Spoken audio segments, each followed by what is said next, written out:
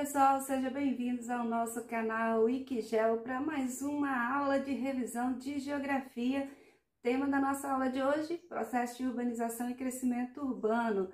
Você que está aí se preparando para o Enem de 2020, que vai ser realizado em janeiro de 2021, não perca essa aula. E se você ainda não se inscreveu no nosso canal, vai lá, se inscreve, marca o sininho aí para você ser sempre notificado quando lançar um novo vídeo. Então, roda a vinheta aí para a gente começar a nossa aula. Então, pessoal, vamos iniciar a nossa aula vendo rapidamente qual é a diferença de crescimento urbano e de processo de urbanização. O crescimento urbano é crescimento da cidade, tanto no sentido horizontal como no sentido vertical, ou seja, tanto no que ela cresce, horizontalmente, quanto que ela cresce, de tamanho dos seus prédios. Então, isso é crescimento urbano. Agora, quando falamos em processo de urbanização, nós estamos falando no maior número de pessoas morando nas áreas urbanas do que nas áreas rurais.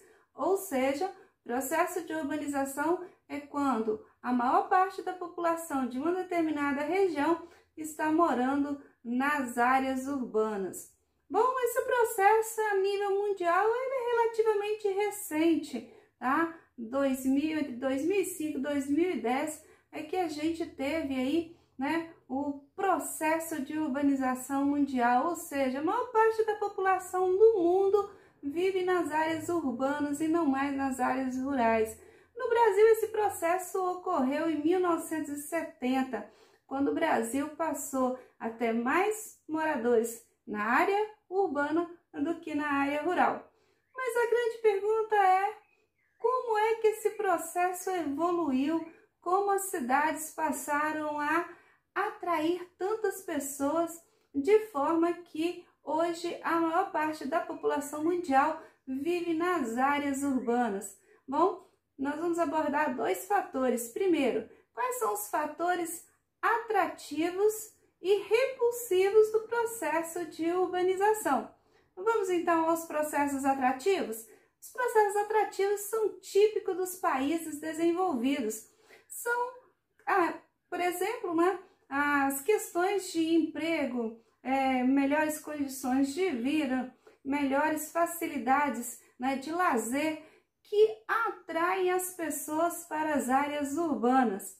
Esse fator atrativo ele é muito importante porque ele vai definir o nível de desenvolvimento de um país, ou seja, quanto maior o nível de desenvolvimento, maior são os fatores atrativos para as áreas urbanas.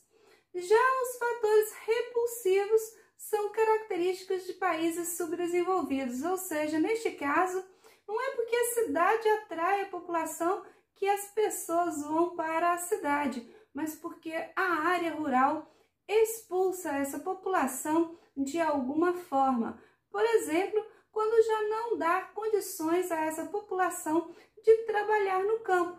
Então, isso é um fator repulsivo. Então, muitas áreas hoje expulsam essa população e, claro, seu destino vai ser as áreas urbanas. Conflitos do campo, baixo, capacidade hoje de trabalho devido à expansão das tecnologias no campo, a qualificação da mão de obra do campo, ela aumentou muito, então muitas pessoas já não conseguem se manter no campo e, claro, dessa forma vão para a cidade. Então, os fatores repulsivos são típicos de países subdesenvolvidos. Quanto maior for o subdesenvolvimento de um país, maior são os fatores repulsivos dessa população para as áreas urbanas.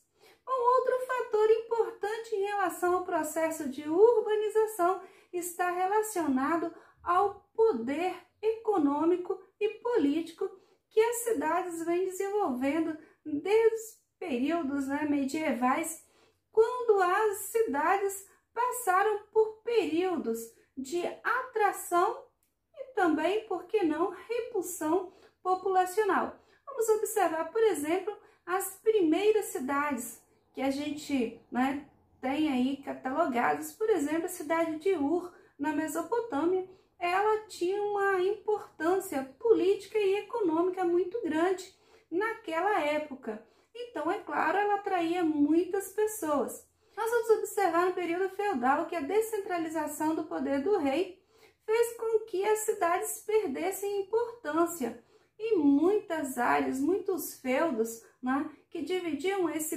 poder econômico e político fizeram com que as áreas urbanas se esvaziassem e em muitas regiões não se desenvolvessem. Bom, mas já no finalzinho do período feudal, vamos observar que as cidades começam a ganhar destaque, principalmente com a criação das áreas de comércios chamados burgos, daí a origem da palavra burguesia ou burguês, né? Quem eram os burgueses?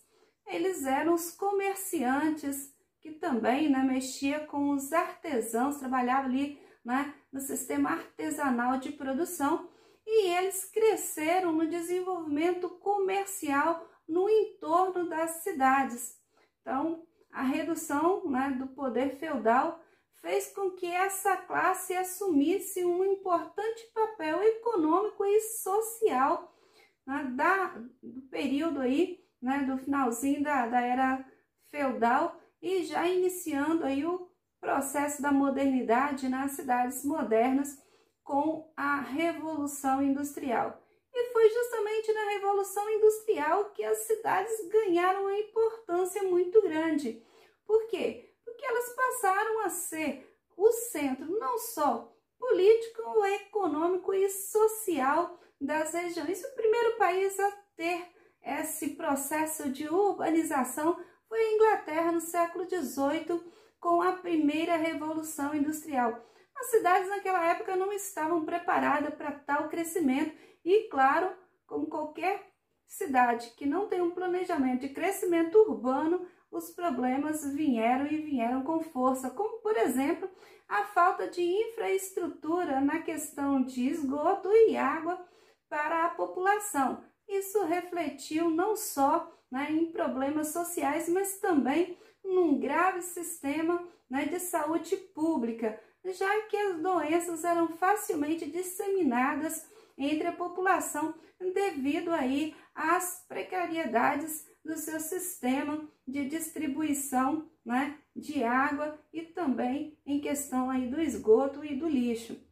Então, esse crescimento urbano desordenado, ele deu aí um primeiro alerta para os governantes em relação ao crescimento urbano, ou seja, o crescimento das cidades que passaram a ter aí um planejamento para poder atender a esse novo grupo, né, de população que caminha para a cidade buscando aí melhores condições de vida.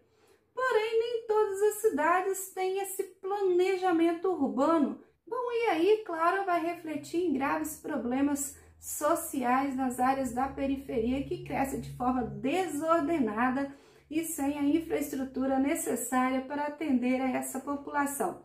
Típica principalmente de países de industrialização mais recente, que atraíram um grande número de pessoas para a cidade e não conseguiram manter uma estrutura que desse a essa população uma melhor qualidade de vida. Claro que isso vai refletir aí num processo de marginalização. A violência urbana cresce tanto quanto as áreas urbanas do Brasil e do mundo. Então fica alerta aí, tá, do processo de urbanização, suas causas e suas consequências.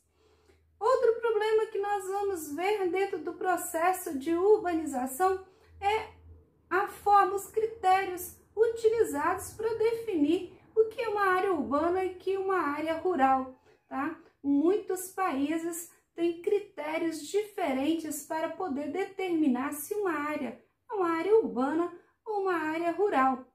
Por exemplo, muitos países analisam a densidade demográfica, o número de pessoas ou o número de equipamentos públicos dentro de uma área, como escola, hospitais, para definir se essa área é urbana ou não. No Brasil, nós temos temos aí, segundo o IBGE, né, uma estrutura de definição urbana voltada mais para a questão administrativa, ou seja, né, quem define a área urbana no Brasil são os municípios. São eles que vão definir ali aonde começa e aonde termina as áreas urbanas. Isso porque, né, nós temos aí envolvido questões principalmente tributárias. As áreas urbanas são cobrado o IPTU, Imposto Predial Territorial Urbano, enquanto que nas áreas rurais é cobrado o ITR, Imposto Territorial Rural. Então, claro, quanto maior for a área urbana, maior a arrecadação do IPTU, e isso fica para o município. Muitas vezes o município define uma área urbana que não tem ainda a estrutura visual de uma cidade. Parece mais com uma característica rural do que com uma característica urbana. Temos, por exemplo, no Brasil, o município de União da Serra, na região do Rio Grande do Sul, que foi emancipado em 1992 e atualmente em 2020 conta com 1.118 habitantes, sendo que a maior parte desses habitantes moram na área rural. E 100% depende da produção do campo para poder trabalhar. Nessa cidade também não existe hospitais, não existe correio e, claro, né, carente de uma infraestrutura para ser considerada uma cidade. Mas ela é uma cidade entre os 5.570 municípios brasileiros, porém com uma característica totalmente rural. Mas se fizer aí uma pesquisa dentro da cidade, a população vai dizer que mora na área urbana. Então, claro, isso vai interferir muito nas políticas públicas destinadas aí ao campo e à cidade, visto que a política pública de uma região é desenvolvida levando em consideração a sua população e onde ela reside, é claro, fator importante para definir aí quais são as políticas públicas necessárias para atender essa população.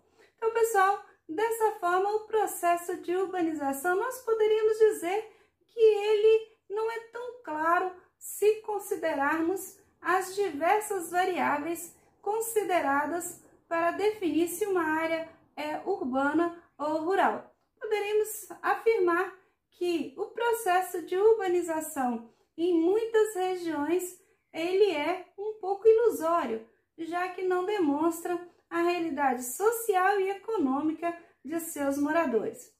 Então, pessoal, estamos aí concluindo uma breve revisão sobre o processo de urbanização e crescimento urbano para você aí que está se preparando para o Enem ou quer aí apenas aprofundar os seus conhecimentos sobre o Brasil e o mundo. E se você gostou do nosso vídeo, vai lá, dá seu like, deixe seu comentário se você tem alguma dúvida e não se esqueça, se você não se inscreveu ainda no nosso canal, vai lá, se inscreva e marca o sininho para você ser notificado sempre que a gente postar um novo vídeo, tá? Boa semana a todos, bom estudo e até a próxima aula.